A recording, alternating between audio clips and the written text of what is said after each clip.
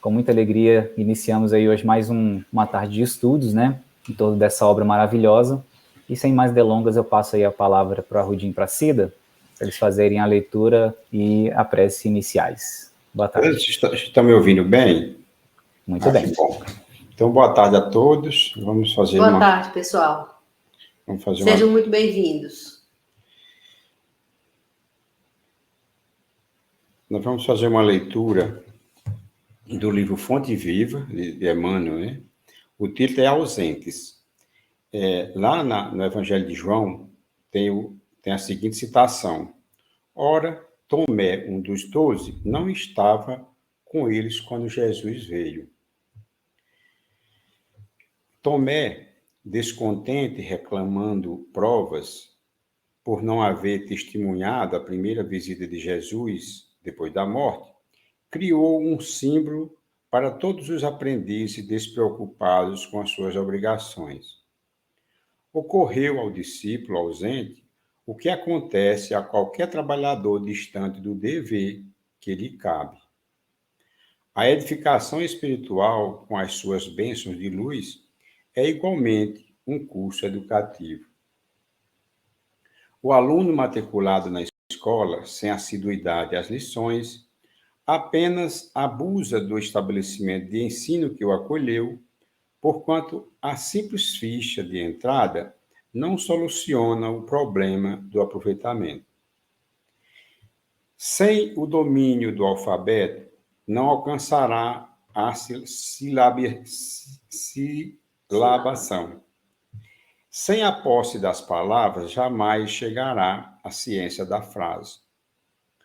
Prevalece idêntico processo no aprimoramento do espírito.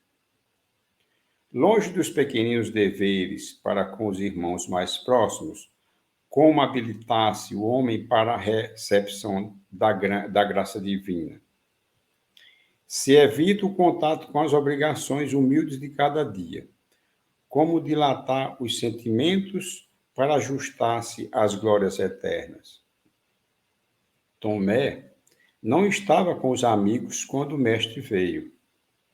Em seguida, formulou reclamações, criando o tipo de aprendiz suspeitoso e exigente. Nos trabalhos espirituais de aperfeiçoamento, a questão é análoga. Matricula-se o companheiro na escola de vida superior. Entretanto, ao invés de consagrar-se ao serviço das lições de cada dia, revela-se apenas mero candidato a vantagens imediatas. Em geral, nunca se encontra ao lado dos demais servidores quando Jesus vem. Logo após, reclama e desespera. A lógica, no entanto, jamais abandona o caminho reto. Quem desejar a bênção divina, trabalhe pela merecer. O aprendiz ausente da aula não pode reclamar benefícios decorrentes da lição. Emmanuel. Então, com essa mensagem, nós convidamos a todos, nesse momento, a fechar os olhos, elevando o nosso pensamento a Deus, nosso Pai, a Jesus, o nosso Mestre, e reflitamos sobre os nossos deveres, as nossas obrigações, como seres humanos, como cidadãos, como espíritos imortais, que aqui estamos para o aperfeiçoamento moral. Na tarde de hoje, vamos discorrer sobre o tema tão relevante que vamos prestar bem atenção em que situação estamos em relação aos nossos deveres de cristão, de pais, de mães, de aprendizes do Evangelho de Jesus, que aqui estamos para colaborar com a obra da criação divina. Por isso aqui estamos para agradecer pela oportunidade de estarmos juntos, reunidos em nome de Jesus para estudar um tema de extrema relevância para todos nós. Obrigado, Jesus, por estar entre nós nesse momento, compartilhando conosco e distribuindo para nós os ensinamentos que tanto necessitamos em nossas vidas. E que a sua paz, Senhor, possa permanecer em nossos corações hoje, agora e sempre. Que assim seja.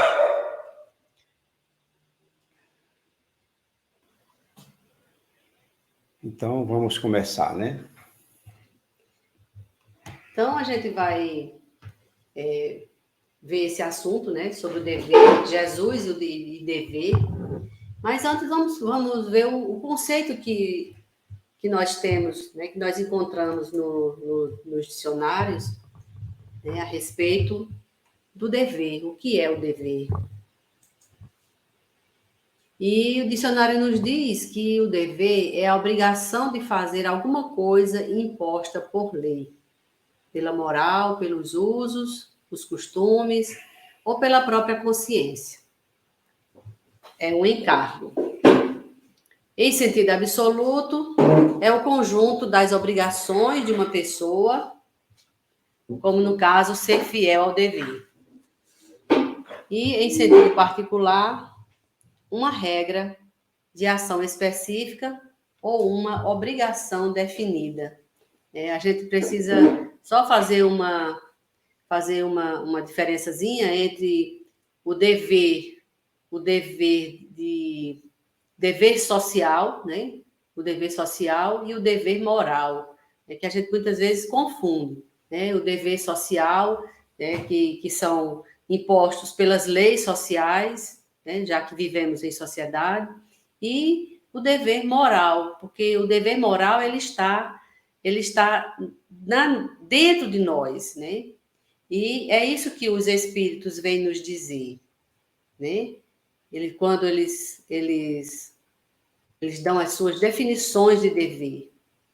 O espírito Lázaro, lá no capítulo 17, capítulo 7 Perfeitos, ele fala que o dever é a obrigação moral da criatura para consigo mesma primeiro, e em seguida para com os outros.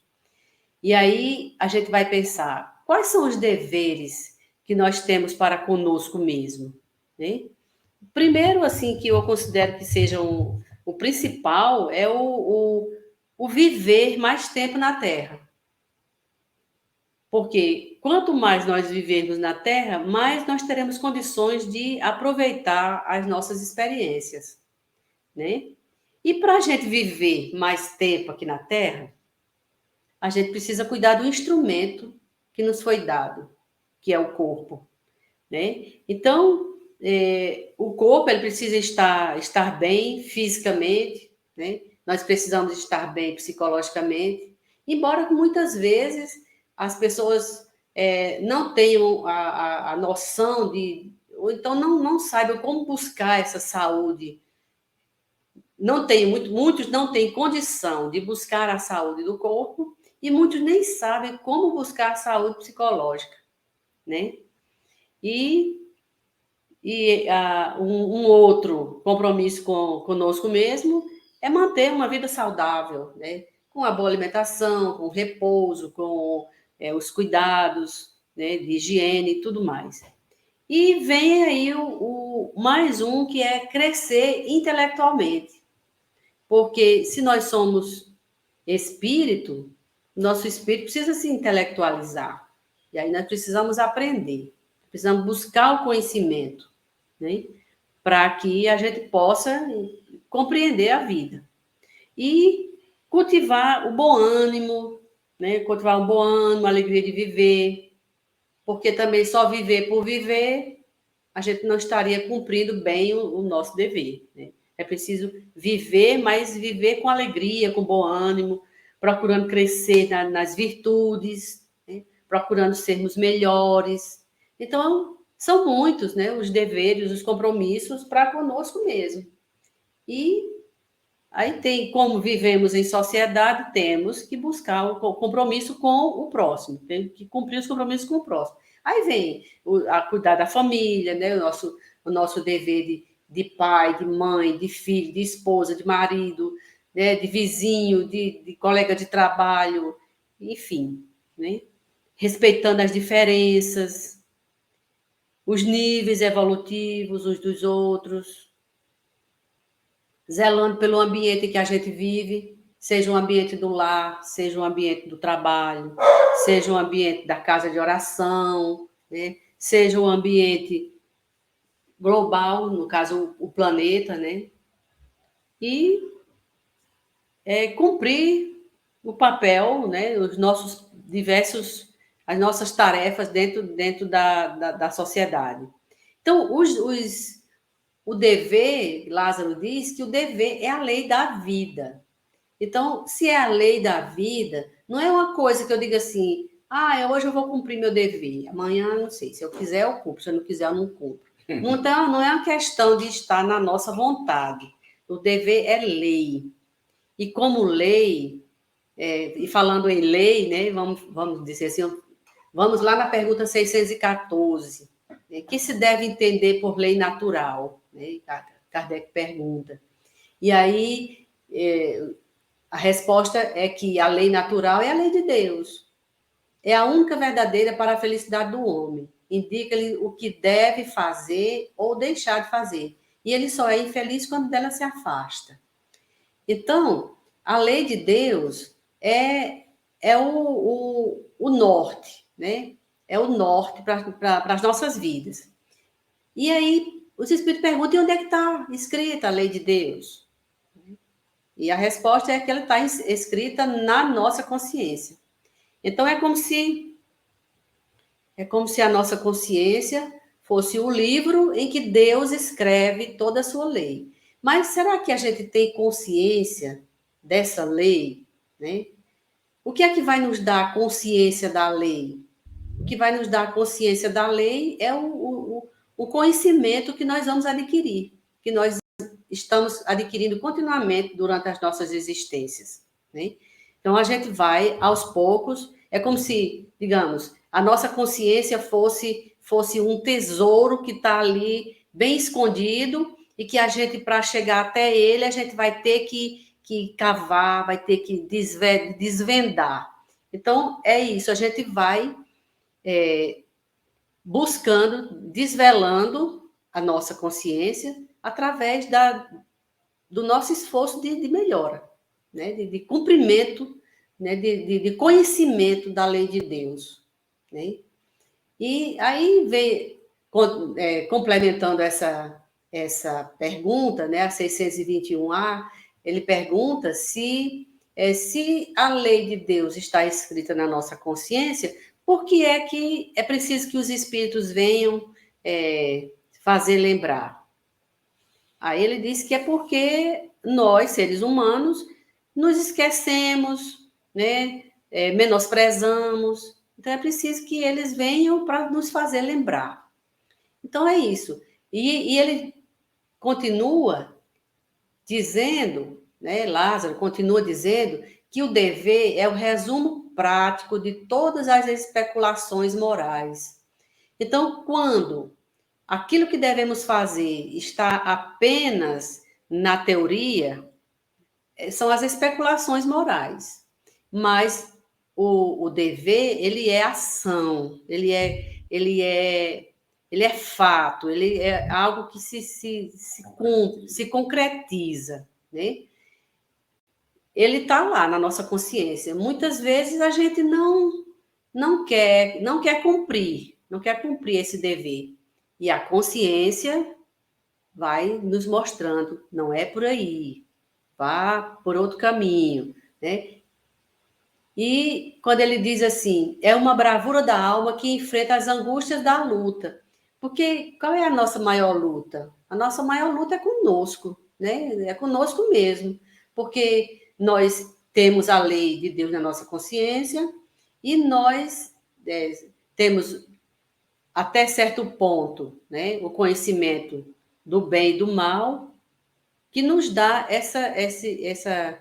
que nos vai despertando essa consciência. À medida que a gente vai tendo o conhecimento do bem e do mal, a gente vai despertando a consciência. E aí a gente vai começando a perceber o que é que a gente está fazendo que não está de acordo e o que é que a gente precisa fazer para estar de acordo. E isso é uma luta, né? Então, a gente trava essa luta. E muitas vezes a gente se dobra aos nossos interesses, né? E deixa de lado a consciência, né? Ele diz assim, que o dever, né, ele é austero e brando. É austero, sim, porque ele é firme, né? É firme na sua... no que tem que ser feito. Mas é brando, como ele próprio diz aí, a ponto de dobrar-se às mais diversas complicações, mas conserva-se inflexível diante das tentações. Então, o dever, ele se mantém. O meu interesse é esse, mas o meu dever, a minha consciência me diz que eu devo fazer de tal forma. Então, essa questão aí da nossa luta, da nossa angústia nessa luta interior, né? E até aí tudo bem, gente? Tudo tranquilo. Então, vamos seguindo. Então, Emmanuel, no Pensamento e Vida, no capítulo 21, que é dedicado ao dever, ele diz assim, que o dever é a região moral de serviço em que somos constantemente alertados pela consciência. Então, como eu estava falando, à medida que a gente vai adquirindo conhecimento, a gente vai compreendendo melhor a lei de Deus. Aí a gente vai aumentando essa região de serviço, de serviço no bem, né? A gente vai aumentando essa região de serviço e a gente vai, quando a gente quer dar um deslize, a consciência vem e nos alerta. Então, isso é importante. O conhecimento, o estudo, o aproveitamento das experiências, né, para que a gente tenha condição de despertar a consciência, para ter uma consciência desperta do quais são os nossos deveres aqui na Terra. Né? Alguma contribuição? Quem quiser falar, esteja à vontade. Cidinha, é interessante você relembrar esse ponto aí para a gente, porque nessa parte aí mesmo do Livro dos Espíritos que você mencionou, é onde a gente vê lá que o progresso do ser humano, o progresso da criatura humana se dá do nosso estágio evolutivo, especialmente, ele se dá primeiramente mais intelectualmente primeiro, para depois o progresso intelectual puxar o progresso moral. Né? Isso acontece porque, primeiro, a gente reconhece que algo que antes a gente tinha como sendo normal ou aceitável, a gente tem um novo olhar, então, usando da nossa racionalidade, a gente enxerga que não, precisa haver uma mudança de postura, uma mudança de rumo, mesmo que a gente ainda não faça aquilo naturalmente, mas só reconhecer, só estar atento e ter os olhos abertos para aquela novidade, já traz o aprendizado, e aquele aprendizado, que é o que impulsiona, então, o nosso crescimento intelectual, vai depois moldar ou forjar o nosso progresso moral. E é exatamente isso aí que a gente vê nesse capítulo, em que a Joana fala sobre o dever, que é isso que você está trazendo, essa questão da consciência e o dever estão intimamente ligados, porque na consciência é onde a gente tem esse código divino que nos faz distinguir ali o que é bom do que é ruim. Só que isso vai se tornando cada vez mais claro para a gente com o conhecimento. À medida em que a gente vai compreendendo as coisas da vida como um todo, de maneira um pouco mais clara, a gente vai, então, descortinando, como você colocou, essa lei divina que está dentro da nossa consciência. E aí é onde a consciência vem, então, bater a nossa... fazer como essa frase de Emmanuel diz, né? Nos alertar. A consciência vem cada vez mais desperta, essa consciência vem nos alertar para fazer bater ali na nossa mente o que é preciso ser feito, que é o nosso dever, e o que também é preciso não ser feito, que não deixa de ser um dever também. Nossa obrigação moral passa por fazer e por deixar de fazer também certas coisas. É o fazer e o abster-se, né? Abster-se de fazer alguma coisa. Exato. Né? E então isso mostra que os nossos deveres, eles, assim, o cumprimento, nós cumprimos o dever de acordo com a nossa condição moral, né? A condição moral que cada um já tem. Quanto mais desenvolvida a minha condição moral, mais deveres eu cumpro, e cumpro sem sofrimento, né? Sem sofrer. Porque muitas vezes o cumprimento de determinadas determinadas regras sociais, muitas vezes a gente cumpre, mas assim, meio sem gostar, né? Cumpre contra a vontade. Aí é onde a Joana vem falar na questão dos descumpridores dos deveres, né? Que tem muitos que estão ainda, né, sem querer cumprir dever. E quando ela diz assim, por certo, de maneira inconsciente, incontáveis indivíduos se creem merecedores de tudo. Não assumem responsabilidades, nem cumprem com os deveres que lhe cabem, são exigentes com a conduta alheia e benevolentes com os erros próprios. E aí eu estava pensando, eu lendo aqui essa frase, me lembrando da aula do sábado passado, quando as meninas falavam de justiça, e que cada um tem a justiça, quer adaptar a justiça a seu modo, né? Quer a sua justiça, a justiça que lhe favoreça. E a gente percebe que as pessoas que fazem isso, que querem uma justiça a seu favor, elas são muitas vezes descumpridoras de deveres. Porque é como Joana diz, são fáceis e gentis quando favorecidos, mas tornam-se rudes e ingratos se não considerados como acreditam merecer, né? Então, é aí onde a justiça está muito ligada ao dever. E quanto mais a gente tem a compreensão do dever, mais a gente age com justiça. Então, está muito interligada essas duas coisas aí, né? E não é à toa que Joana fez esse encadeamento aí direitinho, dessa sequência, né, dos assuntos nesse livro. Sem dúvida. Cada vez mais eu me convenço de que não foi à toa essa sequência de temas, né? Um tema vai puxando o outro, vai complementando e vai fazendo a preparação do seguinte. E nesse ponto aí que vocês trouxeram, sobre os descumpridores de deveres, me vem muito ilustrativa a imagem, por exemplo, daquela mãe ou daquele pai que conduzem o filho, a filha, para ir para a escola. E aquele filho, aquela filha, sei lá, um dia decide se rebelar e descumprir com aquele dever, se escora, não vai para a escola, não se dedica o suficiente, e aí deixa, por exemplo, a parte da educação formal, né, a desejar, não conclui talvez os estudos no tempo certo, ou nem venha cumprir, muitas vezes por desconhecer, por não entender com clareza a importância daquele recurso, né, maravilhoso que é o conhecimento, que é a educação formal para a sua vida profissional e social. Aí, mais na frente, adulto já, talvez passando por inúmeras dificuldades decorrentes da falta de estudo que foi negligenciado na juventude, aí ele vem a perceber ou a notar o real valor daquele dever que ele deveria ter cumprido, né?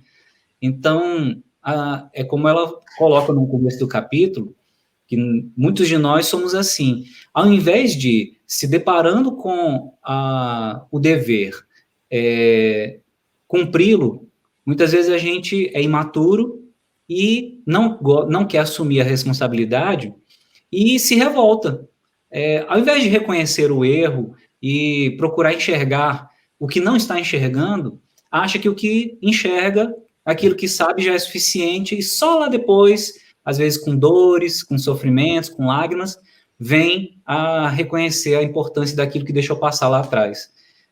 Muitas vezes somos nós, quando a gente, diante dos deveres da vida, né, quaisquer que sejam eles, mas essa imagem que não deixa de tocar a todos nós, material ou espiritualmente, porque estamos aqui nessa condição, né, de alunos, de filhos e alunos que negligenciamos em algum momento da nossa existência espiritual, a lição, o tesouro do aprendizado, e hoje a gente está aqui, muitas vezes tendo que atravessar lutas e desafios que não precisaríamos se a gente tivesse cumprido com nossos deveres lá atrás, né?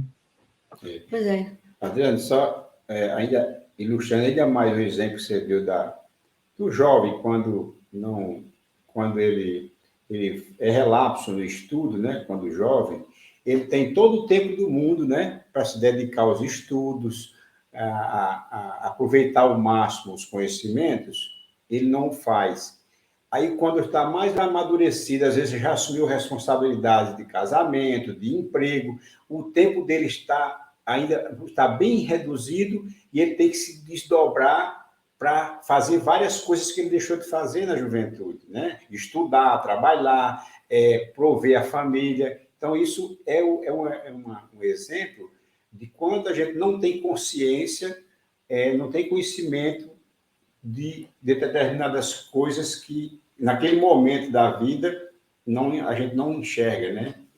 E como o João mesmo fala, que muitas vezes isso acontece de maneira inconsciente, né? Isso acontece, às vezes, por falta mesmo do conhecimento, né? É a ignorância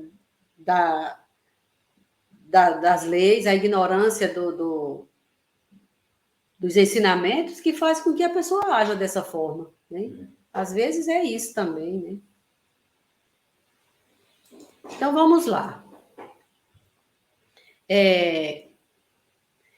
Lázaro também continua dizendo, lá no Evangelho, que fazendo essa união aí, essa ponte aí do dever com a consciência. Porque, às vezes, primeiro, nós temos o livre-arbítrio. Nós somos dotados de razão, né? Temos o livre-arbítrio, e que esse arbítrio, ele nos permite escolhas, fazer ou deixar de fazer alguma coisa.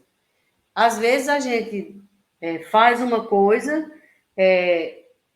diferente do que deve ser, do que normalmente é feito, porque a gente vai estar seguindo a nossa consciência, né? A lei de Deus está lá na nossa consciência e nós vamos agindo de acordo com essa lei à medida que a gente vai fazendo as nossas escolhas. Ele diz o seguinte: na ordem dos sentimentos, o dever é muito difícil de cumprir-se, por se achar em antagonismo com as atrações do interesse e do coração. Então, é aquela luta que a gente falou no início, né? Aquela luta que a gente trava com o que a gente sabe e os nossos interesses, né? Com os nossos deveres e com os nossos interesses, as nossas atrações, aquilo que está movido pelas nossas paixões ainda, né? Movido pelo nosso ego, pelos nossos defeitos. Mas aqui eu queria dar um toque diferente, eu queria dar um exemplo aqui diferente aqui nesse tema. E vamos pensar assim, muitas vezes o mundo nos libera para fazer tal coisa, dizer que aquilo ali não é errado, que está dentro da lei social e que a gente pode fazer, a lei dos homens e que a gente pode fazer. Mas a nossa consciência, se ela já tem a condição do entendimento da lei divina, muitas vezes ela diz, não, isso aí eu não vou fazer, eu não posso fazer isso aí. E aí me veio a memória, me veio a lembrança, no caso dos médicos, por exemplo, muitas vezes, num caso de uma adolescente, uma criança, né, uma pré-adolescente que foi violentada e que engravidou, e que o juiz diz assim, está liberado para fazer o aborto. Mas aí, um médico, seguindo a sua consciência, se ele tem a consciência já desperta para esse ponto, ele poderá fazer a escolha e dizer assim, não, eu não vou fazer tal coisa, porque eu jurei trabalhar pela vida humana, defender a vida humana. Então, isso não é fácil, é uma coisa que não é fácil, né? Porque Se ele optar por cumprir o seu dever consciencial, ninguém lá de fora vai dizer assim, vai fazer nenhuma crítica, nem vai obrigá-lo a fazer. Então, aquela luta, aquela vitória que ele teve, a vitória do dever no seu íntimo, não tem ninguém para observar e nem para testemunhar. E se ele não consegue fazer isso, também não tem ninguém que venha fazer nenhuma, né? As suas derrotas, como ele próprio está dizendo ali, não são sujeitas à repressão, porque o dever íntimo do homem fica entregue ao seu livre-arbítrio. É o livre-arbítrio que funciona aí, né? Ele escolher cumprir o dever ou escolher os interesses ou outras normas mundanas, outras regras, né, que não sejam as regras morais, né? Então, quando eu li essa frase, eu pensei nisso, né, que muitas vezes a consciência nos faz fazer algo diferente do que está posto pela sociedade, por conta do dever que nós já temos, pelo conhecimento que a gente já adquiriu da lei e que a consciência nos alerta para o dever que tem que ser cumprido, né? Eu pensei num exemplo menos polêmico. Pensei no caso, por exemplo, dos parlamentares, que tem parlamentares e membros também do Poder Judiciário, que têm direito ao auxílio moradia, que é garantido por lei, mas que se o beneficiário, né, possui ali imóvel próprio, ele pode abrir mão. A lei não obriga ele a abrir mão, mas o seu dever moral, na sua consciência, deveria fazer com que ele assim fizesse, porque não estaria, né, condizente, embora não faça nada de ilegal, mas não seria moralmente correto, né? Até mais adequado esse seu exemplo aí, né? Mas foi o que me veio à mente, né? Não, essa questão do aborto também é um exemplo para esse conflito que muitas vezes pode existir entre o que é o nosso dever social, como você colocou lá no comecinho, né, e o nosso dever moral. Porque o dever social implica nessa questão do cumprimento de regras de convivência, são as leis dos homens, as leis às quais a gente deve se submeter para poder funcionar bem a nossa sociedade, né, a civilização, a sociedade, a coletividade onde a gente está inserido. Mas o dever moral realmente às vezes entra em conflito, e a gente precisa, como o próprio Lázaro coloca, né, nós devemos nos entregar todos nós ao nosso livre-arbítrio. A gente também não pode ferir, com o nosso livre-arbítrio, ferir o livre-arbítrio do outro.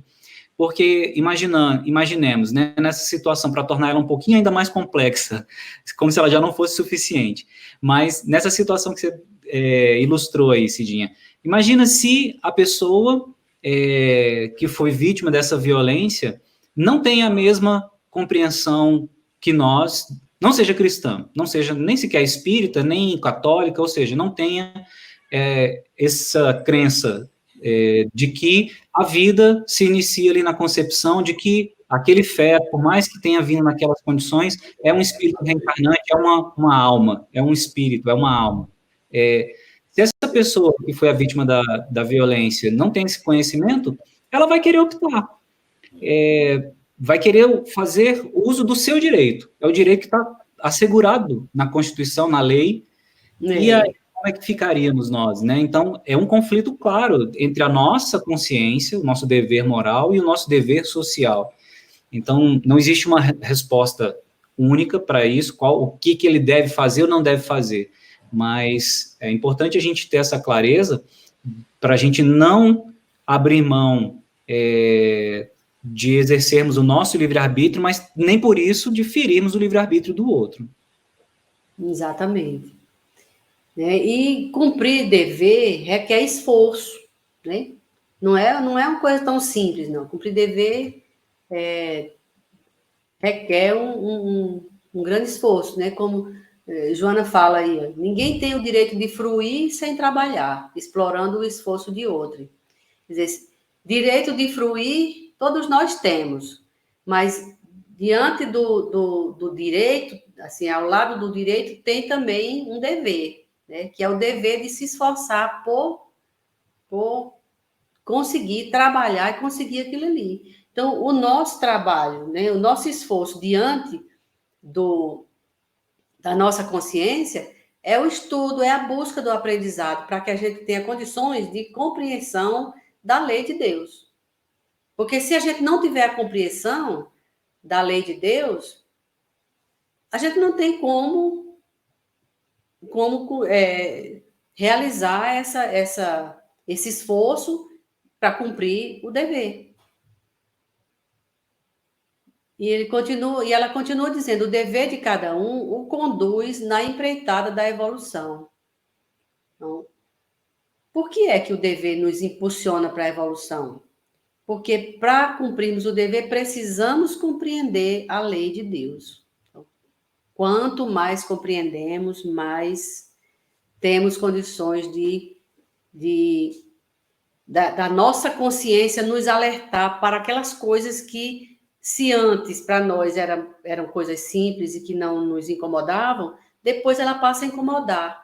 Por que ela passa a incomodar? Por exemplo, uma coisa que antes a gente fazia e que hoje a gente não faz mais. Por quê? Porque a gente já aprendeu que aquilo ali é contra a lei de Deus.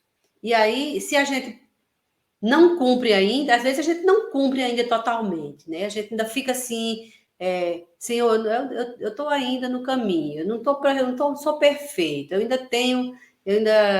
eu vou cumprir isso aqui um dia. Por enquanto, ainda não tenho condições, né? Às vezes a gente diz, não, eu não sou santo, por enquanto eu não tenho condições. Mas isso já incomoda, já deixa um descompasso aí entre o que a gente está sentindo e entre nós e a consciência cósmica, né? As leis cósmicas. A gente já fica em desarmonia com isso, né? E aí ela diz assim: esse esforço resulta da conquista moral que a consciência se permite, em plena sintonia com o equilíbrio cósmico. Então é isso. À medida que a gente conhece, que a gente aprende, aí a gente vai perceber que a gente está em desequilíbrio. E a gente vai tentar, vai se esforçar para chegar a esse equilíbrio dentro das nossas condições, né? Porque as condições é que vão melhorando, vão aumentando de acordo com o conhecimento. Né? Deu para entender, gente? Deu para ficar claro isso aí ou não? Sim, e você comentando, me veio à mente um exemplo bem simples, que é o fato da gente jogar lixo pela janela do carro ou na via pública. Há alguns anos, a gente não percebia isso como uma falha, como um erro, como algo que fosse um dever nosso não realizar. Né?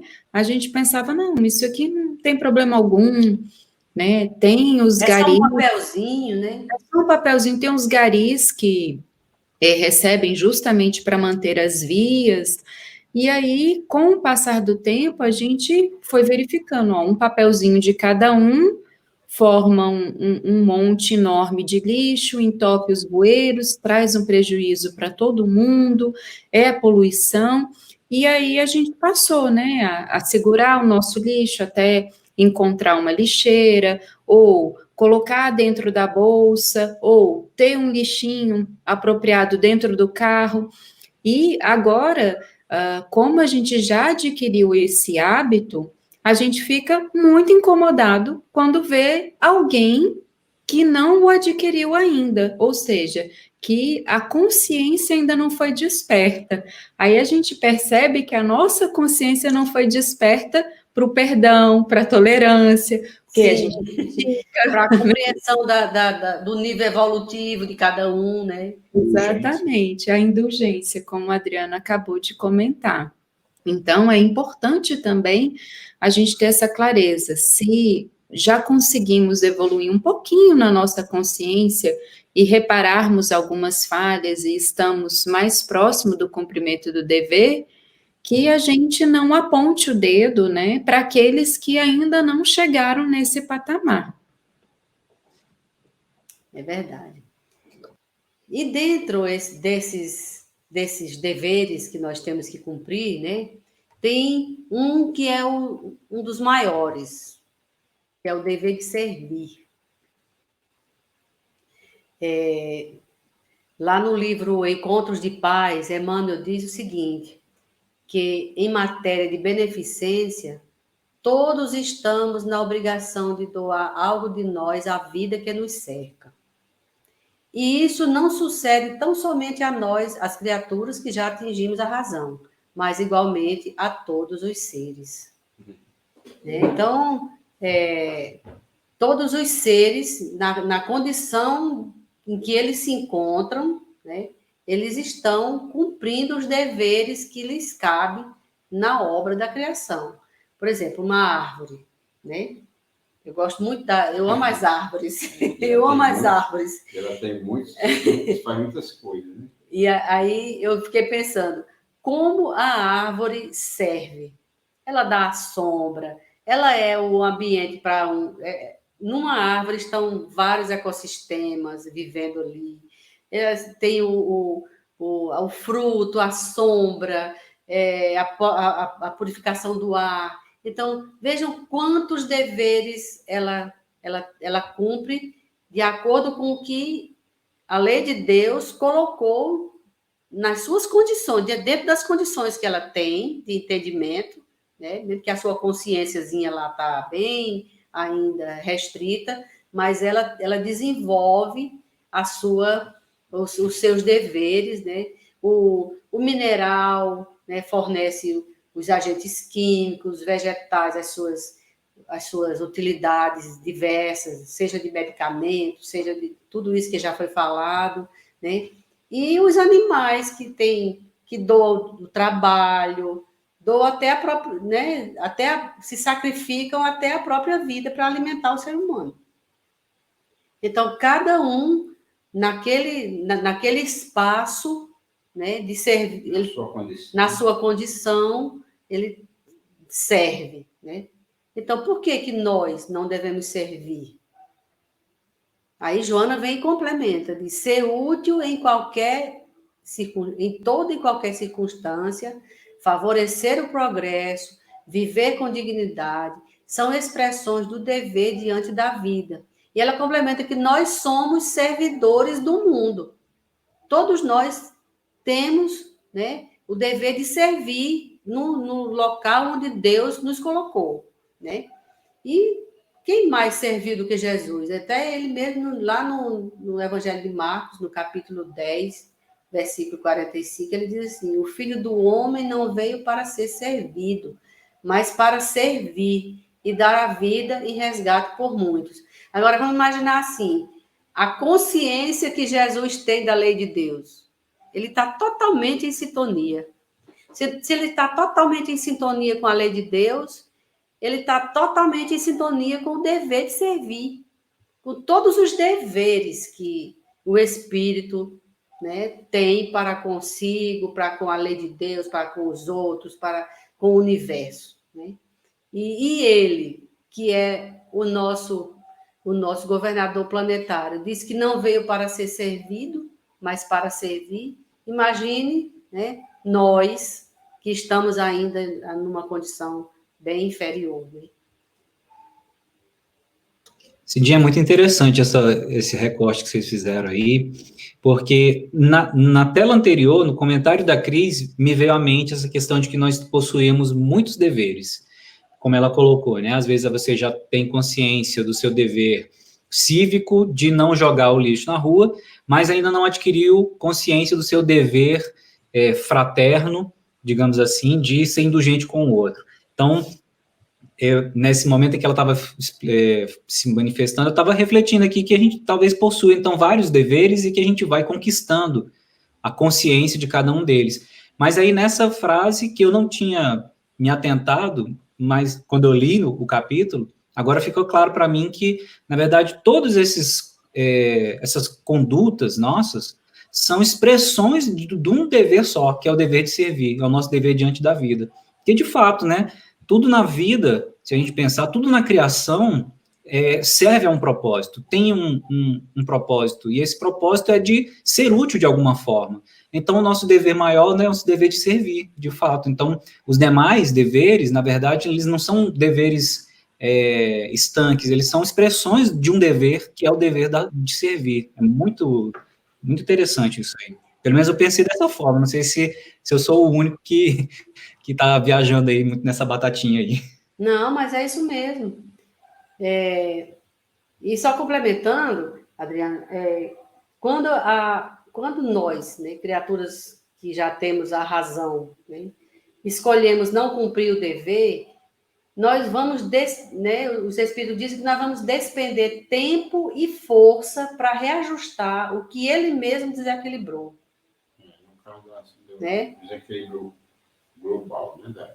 Isso, o Carruda está falando aqui, né, nessa questão do aquecimento, do meio ambiente, né?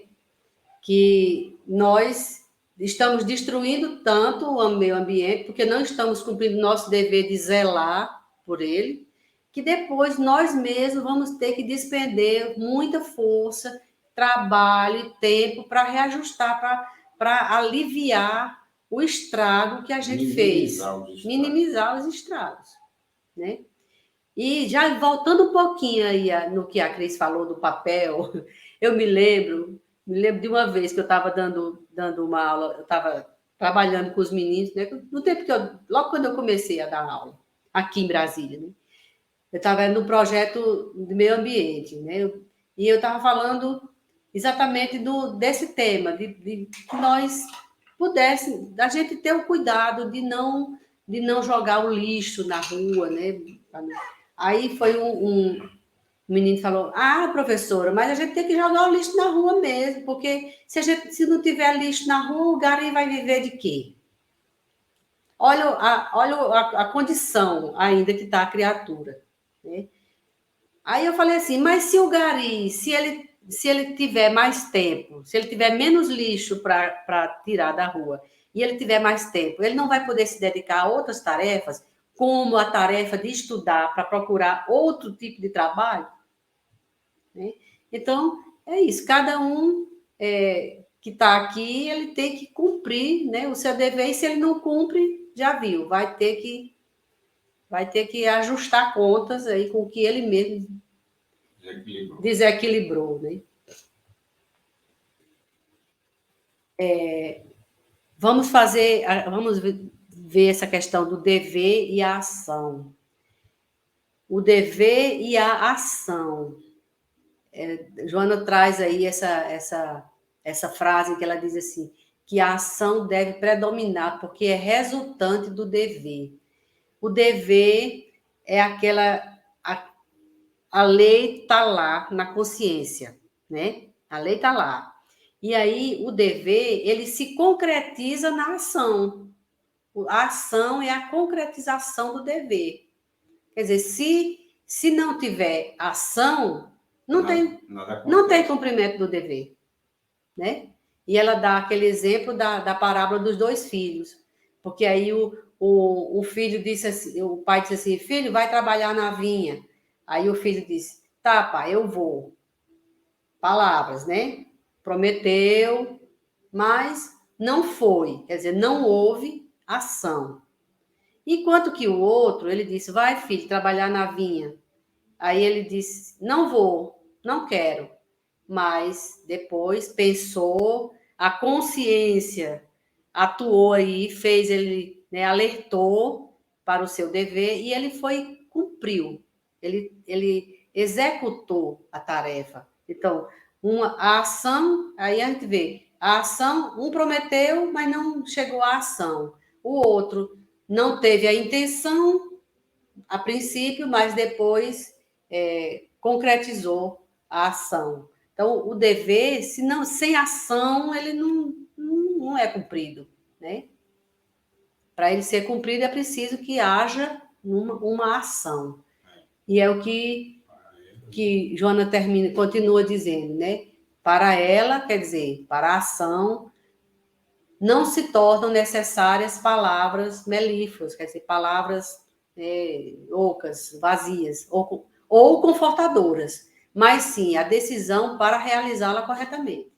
Então, o segundo filho teve a decisão de cumprir um dever que a consciência dele alertou. Não, eu devo ir. Eu disse que não ia, mas eu devo ir. Eu pensei melhor, eu vou. Né? O outro falou que ia, mas ficaram só nas palavras. Não concretizou a ação. Né? E ela diz que Jesus sempre propõe o dever, a ação, o bem entender a fim de melhor atuar. Né? Todas as parábolas que ele nos ofereceu estão plenas de ação, sem impositivos externos, antes como resultado da espontânea lucidez da consciência desperta. Aí a gente fica lembrando assim, quando Jesus curou aquele paralítico, aí ele diz: vai e não peques mais, para que não te suceda coisa pior. Né? Então, ele determinou uma ação, vai e não peques mais, quer dizer, vai, cumpra teu dever, né? Cumpra seu dever de não pecar mais, e para que não peque mais, o que é que ele precisa fazer? Conhecer a lei e saber aquilo que ele deve ou não deve fazer. Não houve uma imposição, né? Não houve uma imposição. E ele lá, né? O paralítico, o ex-paralítico, ele vai fazer ou não fazer de acordo com o que ele tem na sua consciência, do nível de lucidez que tem a consciência dele. Foi isso que eu consegui entender aí dessa questão da ação, né? Ele vai agir na sua vida de acordo com o que a sua consciência, o seu nível de consciência o nível de lucidez que a sua consciência já adquiriu, né? Muitas vezes não é nem o estudo, mas até as experiências da vida, né? Os sofrimentos, que fazem com que vá despertando, né? A consciência da criatura, né? Dever e razão. Voltando lá no Evangelho segundo o Espiritismo, lá no capítulo 17, quando Lázaro diz assim: o dever é o mais belo laurel da razão. Quer dizer, é o coroamento da razão. Porque a razão, quanto mais a gente desenvolve, né, o nosso raciocínio, a nossa compreensão, mais a gente realiza o nosso dever, mais a gente aplica, né, as nossas ações no cumprimento do dever. Então, o dever é o coroamento dessa razão. E ele diz que o dever descende da razão como a mãe, como o filho descende da mãe. E essa última frase aí, ela é muito importante, porque ele diz assim: o homem tem de amar o dever. Às vezes, a gente cumpre um dever social, mas cumpre de má vontade, só porque é um dever social. Né? A gente talvez nem queria fazer aquilo, mas faz porque é um dever social. Mas quando a gente já despertou a consciência para o cumprimento do dever, a nossa razão já despertou para a gente cumprir o dever, a gente cumpre o dever sem sofrimento, sem dificuldade, né? Então, a gente deve amar o dever, não porque esse dever vai nos preservar dos males da vida, porque os males sempre vão existir porque eles são decorrentes da nossa imperfeição. A humanidade ainda não está em condição de subtrair-se desses males. Mas o cumprimento do dever, ele confere à alma o vigor necessário para o seu desenvolvimento. E eu estava vendo uma frase de Caibachuto. Ele diz que o homem que cumpre seu dever a nada fica obrigado. Interessante, né? Um homem que cumpre o dever a nada fica obrigado. Porque ele cumpre por amor ao dever. Porque ele conhece a razão, ele já desenvolveu a razão, já compreendeu, já está sintonizado de acordo com a sua condição, sintonizado com a lei de Deus. E aí ele cumpre sem ser obrigado, cumpre por prazer. É igualzinho o André Luiz, quando diz que quando o trabalhador converte o trabalho em alegria, desculpa, o trabalho se transforma na alegria do trabalhador. Então, é isso. O nosso dever aqui, né, é de cumprir, é amar o dever, né? O dever, principalmente o dever de servir, o dever de ser útil. E aí a gente buscar todos os meios que possam nos favorecer o entendimento da lei para que a gente cumpra os nossos deveres de forma sem ser obrigado, né? Sem ser obrigado a nada.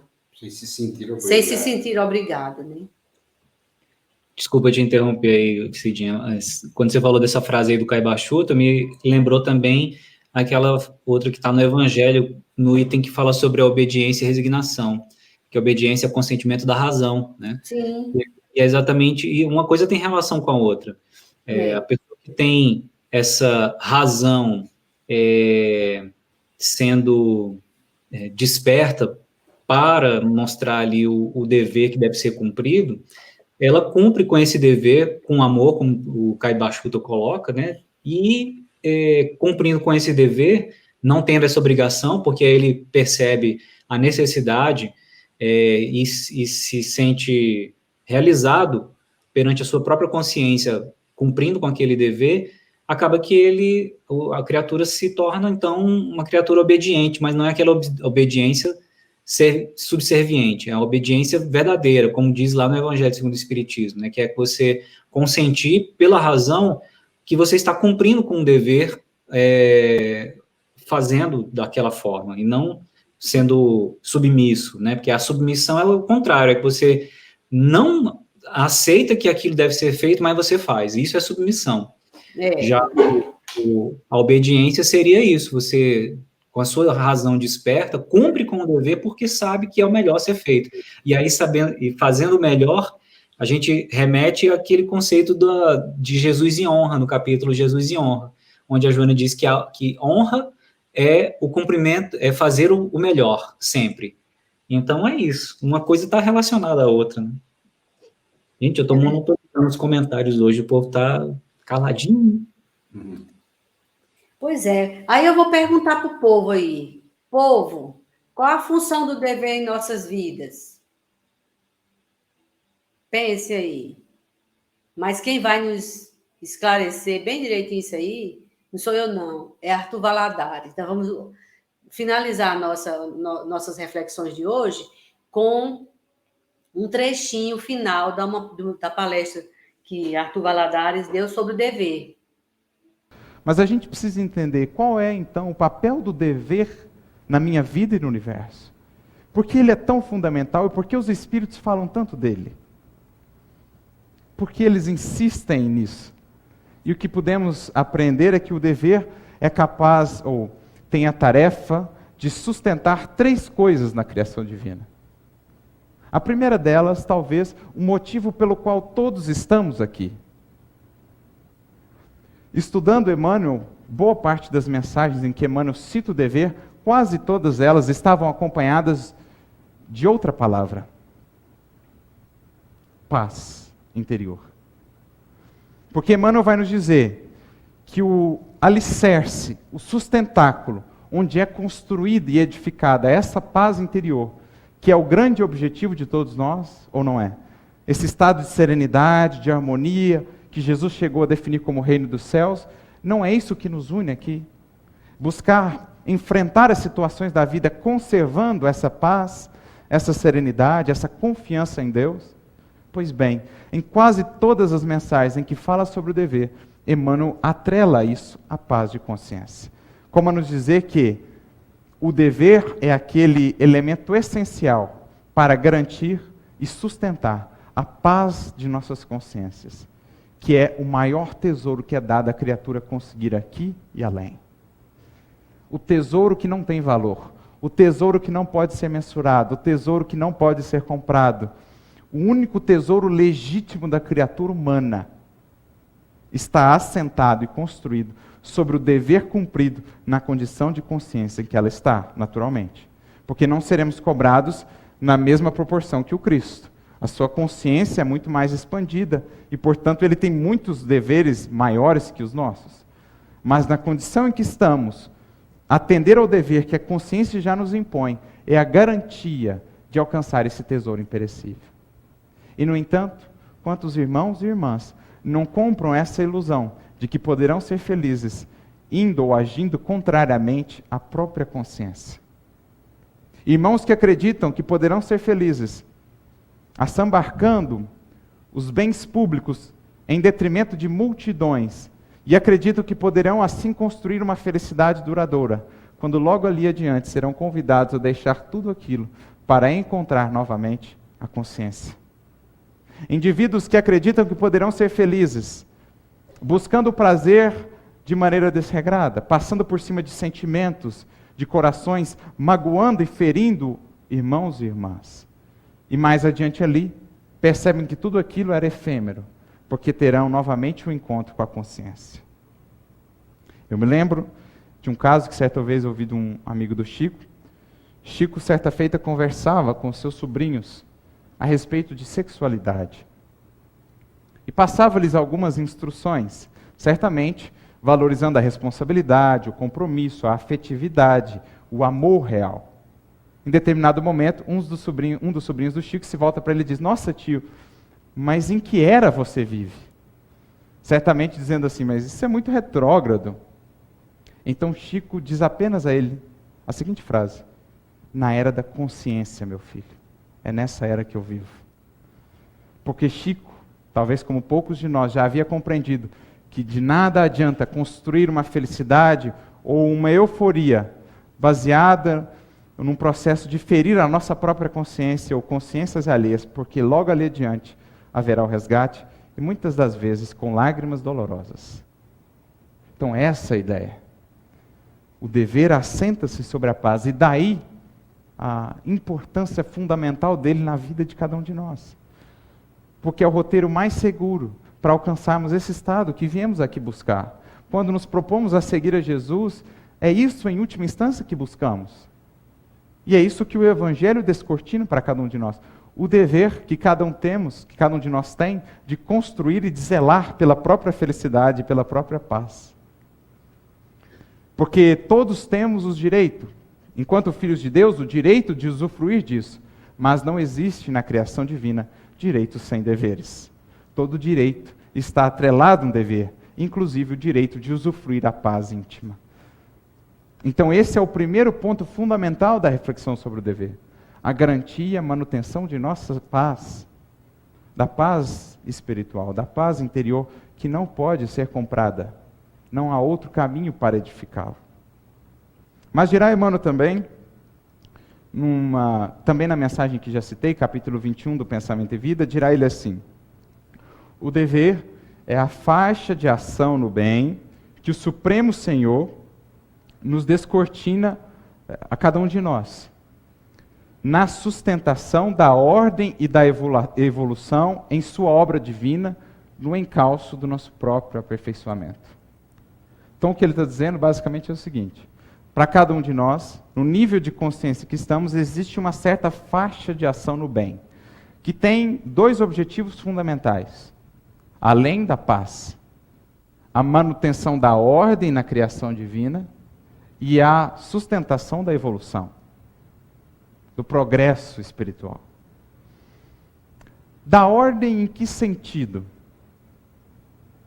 Porque imaginemos ou figuremos a seguinte situação. Se qualquer um de nós pudesse fazer o que bem entendesse, não existisse consequências negativas para isso.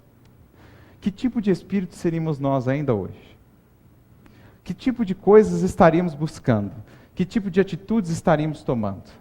Não fosse, ao longo dos séculos, a dor, sobretudo a dor consciencial, a nos dizer, meu filho, esse não é o melhor caminho. Esse não é um caminho que zele ou que favoreça a felicidade de todos. Porque temos a liberdade, mas a partir do momento em que ela passa a prejudicar a liberdade ou a felicidade de outrem, ela deixa de ser liberdade. Esse é o grande papel do dever. Dizer a cada um, no ponto em que está de evolução consciencial, o que lhe compete fazer para sustentar essa ordem e essa harmonia universal. Naturalmente, nos dizendo, não é muito bom seguir por esse caminho, porque ele representa a dor. Então você busca outras possibilidades. É esse o papel do dever. Sustentar a ordem. Porque se cada um fizesse o que bem entendesse e não existissem consequências, o universo seria um caos. Mas à medida que nos elevamos, percebemos a perfeita harmonia universal. São os nossos olhos ainda limitados que enxergam o caos onde está a manifestação da perfeita harmonia divina. Claro, analisada da perspectiva da eternidade. Os nossos olhos limitados enxergam o caos, o fim. Mas esquecemos que a lei de destruição é também parte da lei divina. E que a destruição nada mais é do que um processo de renovação e melhoria. Está lá no livro dos Espíritos. Então, onde vemos o caos, a ordem. É preciso que nos elevemos. E isso é sustentado pelo senso de dever, que diz a cada um qual o seu papel na sustentação dessa harmonia universal. Porque o universo é como uma grande sinfonia, e cada um de nós somos notas convidadas a ser notas harmoniosas nessa sinfonia. Quando fugimos ao dever, somos uma nota dissonante na harmonia universal e geramos, em algum nível, infelicidade para nós e para os outros que nos servem. A Terra será uma terra feliz no dia em que todos identificarem o seu papel e atuarem como notas harmoniosas na grande sinfonia universal. Na Terra, regida pelo Maestro Divino Jesus. Essa é a ideia. Ser uma nota harmoniosa, porque você, cada um de nós, é tão importante para a manutenção dessa ordem, dessa harmonia, como o espírito mais evoluído que habita a Terra. Perante o olhar divino, todos temos o mesmo valor. Deus ama o anjo com o mesmo amor e solicitude que ama o verme.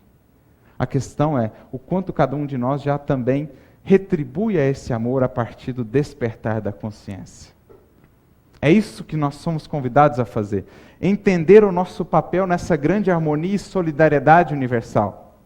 Aprendendo com aqueles que estão acima e amparando com aqueles que estão na retaguarda.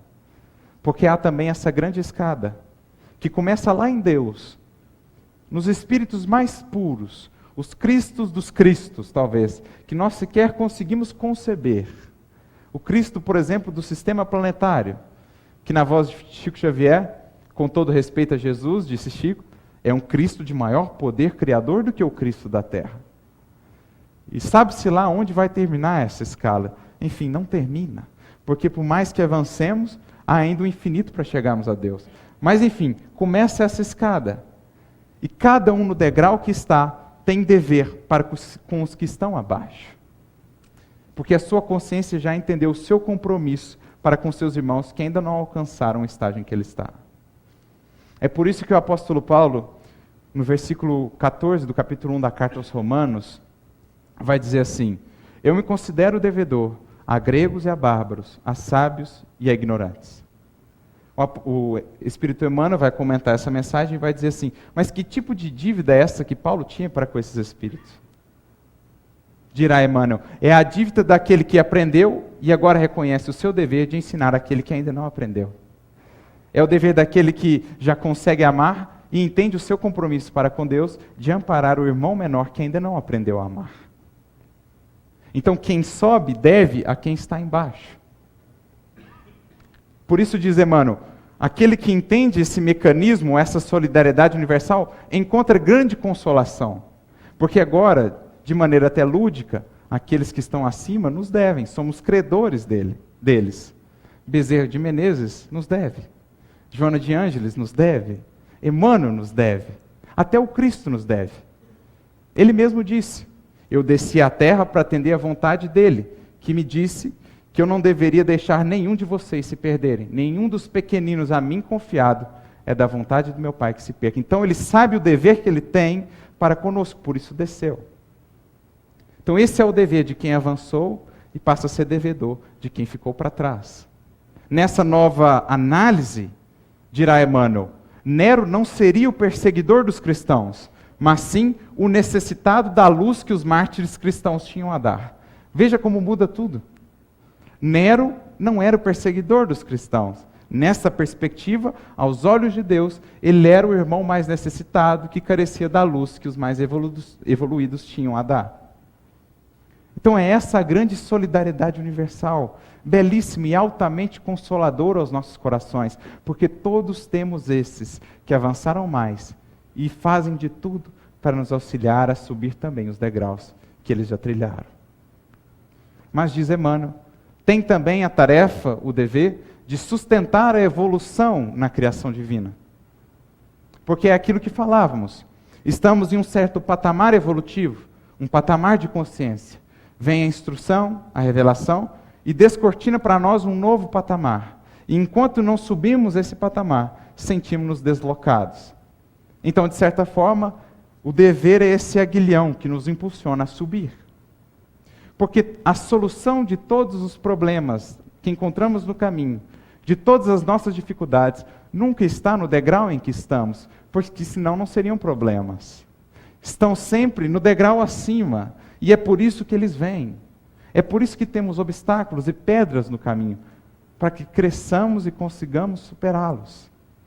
Essa é a ideia do dever que impulsiona, ou que engatilha a evolução. Ele apresenta um novo patamar que deveremos buscar a partir desse impulso, se quisermos desenvolver em nós os nossos potenciais divinos e aperfeiçoar esse estado interior de tranquilidade de consciência. Por isso, ele garante esse movimento de evolução. Por isso, os obstáculos surgem no caminho como a nos fortalecer, a nos convidar a ir além de até onde fomos hoje. Até o momento em que nos encontramos, até onde conseguimos ir. O dever vai nos convidar a dar um passo além, a vencer os nossos limites, porque não fossem esses obstáculos, permaneceríamos onde estamos. É mais ou menos um rio, que quando encontra um obstáculo, um regato, por exemplo, quando encontra um obstáculo, não consegue contorná-lo, o que ele faz? Cresce e passa por cima. Se avoluma, se desenvolve e passa por cima. Assim é na nossa vida. Somos todos regatos, mas Deus quer que sejamos rios caudalosos e por isso coloca as pedras no caminho. Ou permite que encontremos as pedras no caminho. Essa é a ideia. E por isso ele sustenta a evolução.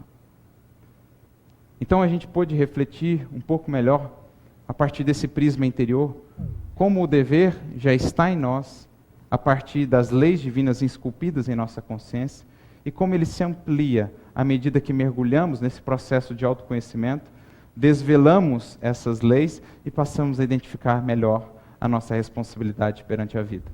Deveres que se manifestam para com o próximo, para com nós mesmos e para com Deus.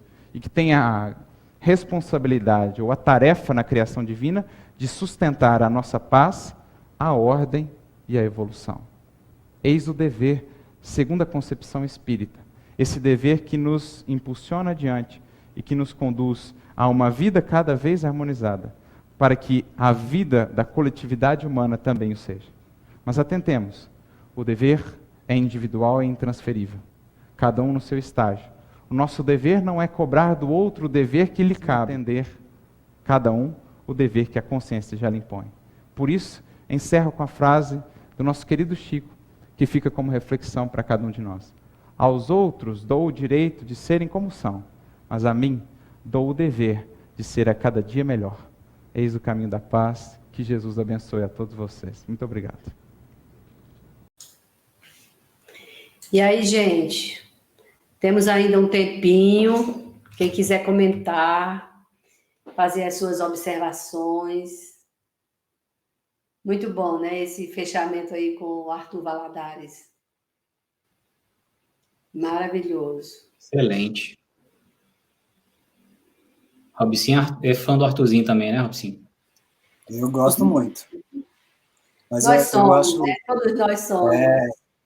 mas é muito bom, assim, a gente vê a oportunidade, eu acho que até cabe bem esse comentário, porque, assim, tem essa questão do dever também voltado ao próprio trabalho, a qual a gente se dedica na seara espírita também, né? De acordo que a gente vai criando essa consciência, né? E eu acho, claro, a gente tem esses exemplos, ao qual a gente estava visitando agora do Arthur, que é para nós é uma referência também, mas também nessa condição do dever, a qual o compromisso aqui a gente assume. E a gente vê que esse dever ele vai se replicando em várias situações da nossa vida, né? Como a Cida colocou logo no início da apresentação, no campo social, no campo espírita, no campo do convívio dentro do lar, e assim sucessivamente. E é importante que a gente sempre entenda isso, porque isso permeia nosso processo evolutivo, realmente. Porque nós devemos ser, como ele colocou na última frase que o Chico coloca, nós devemos ser melhores a cada dia. Porque o reflexo desse dever, o entendimento desse dever, a gente vai conseguir ser melhor em todos esses outros campos, né, de uma forma muito clara, compreendendo realmente o nosso papel dentro do processo evolutivo do orbe ao qual nós fazemos parte, né. Achei muito boa, viu? Muito boa abordagem, isso, eu gostei bastante. Bem, gente, mais alguém quer comentar? Se não, podemos encerrar, né? Fazer a nossa prece. Afinal de contas, ainda temos um tempinho, mas isso aí não tem problema. Só não podemos passar da hora, né? O que os Espíritos nos dizem, Jesus não pode passar, né? Mas a gente pode terminar um pouquinho mais cedo. Então, vamos lá, né? Então, eu vou convidar a todos a fechar os olhos e, nesse instante, agradecer a Deus, o Senhor Supremo da vida, pela vida que nos deu e por todas as oportunidades de crescimento que Ele coloca à nossa disposição. Muito obrigado, Senhor, por estes momentos de reflexão. Obrigado pelos irmãos que já progrediram mais do que nós e que estão sempre dispostos a nos trazer as suas reflexões para nos ensinar, para nos levar adiante da nossa estrada evolutiva. Muito obrigado por tudo, Senhor, e que a tua paz permaneça nos nossos corações e nas nossas vidas. Mas ainda pedimos, fica conosco, Senhor, e que assim seja.